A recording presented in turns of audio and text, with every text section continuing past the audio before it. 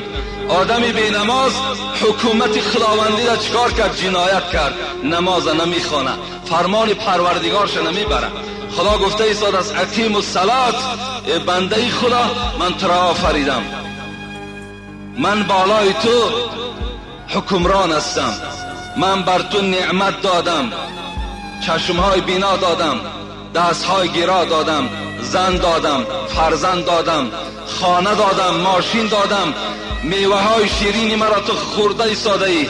نماز بخوان. وقتی نماز نمیخوانیم آیا حکم خداوند اجرا نکردن ما جنایتکار حساب نمیخوریم؟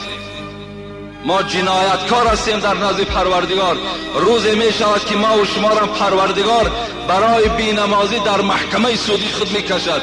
لیکن نه این گونه. این زندان ها خیلی خفیف هستند، خیلی ساده هستند و راحت زیاد دارند. لیکن خداوند به ما و شما در قرآن چی میگوید؟ سوره حاقه: خذوه فغلوه ثم الجحیم سلوه ثم فی سلسلة زرعها 70 ذراعا فاسلکوه. این بنده بدبخت، این انسان بی نمازی که نماز نخوان، خذوه فرمان میدهد خداوند، به فرشته ها فرمان میدهد گیرید وی را، گیرید وی را. خذوه فغلوه. بعد گرفتن غل در گردن او اندازه. غل مثل یک بنده که در گردن یک چاروا، در گردن یک خر می اندازند، در گردن او یک غل اندازه. چیکارش کنین؟ خذوه فغلوه ثم الجحیم سلوه. گرفته جحیم برینش. برین همون دوزخی که در دنیا می گفتیم اینا کشاله کرده برین گفتن. خداوند امر می کرده است با همون فرشته های خود. ثم فی سلسلة زرعها 70 ذراعا فاسلکوه. وقتی که جحیم بردینش چیکارش کنین؟ این را با 70 ذراع زنجیر آتشین بندش کنین. 70 ذراعش 35 متر زنجیر می شود.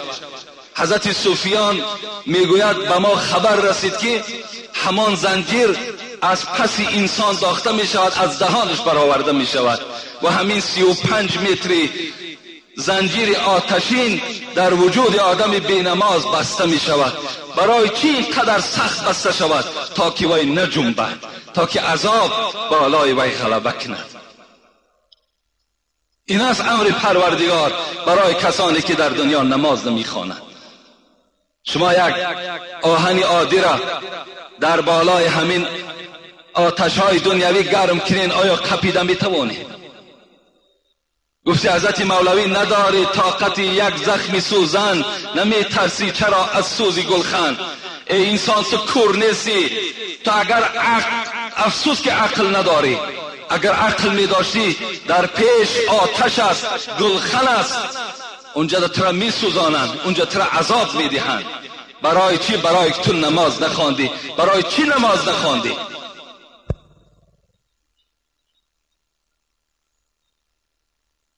خذوه خدا گفت، امر کرد به فرشته ها. چگونه فرشته ها؟